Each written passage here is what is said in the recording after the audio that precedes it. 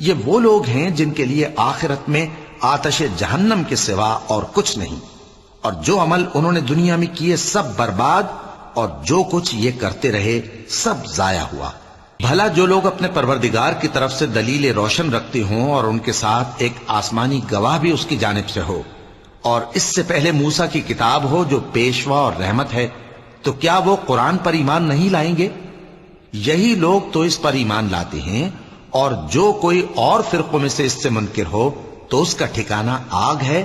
تو تم اس قرآن سے شک میں نہ ہونا، یہ تمہارے پروردگار کی طرف سے حق ہے، لیکن اکثر لوگ ایمان نہیں لاتے۔ اور اس سے بڑھ کر ظالم کون ہوگا جو اللہ پر جھوٹ باندھے؟ ایسے لوگ اپنے رب کے سامنے پیش کیے جائیں گے اور گواہ کہیں گے کہ یہی لوگ ہیں جنہوں نے اپنے پروردگار پر جھوٹ بولا تھا۔ سن رکھو کہ ظالموں پر اللہ کی لعنت ہے، جو اللہ کے رستے سے روکتے اور اس میں کجی چاہتی ہیں، اور وہ آخرت کا بھی انکار کرتے ہیں۔ یہ لوگ زمین میں کہیں چھپ کر اللہ کو ہرا نہیں سکتے، اور نہ اللہ کے سوا کوئی ان کا حمایتی ہے۔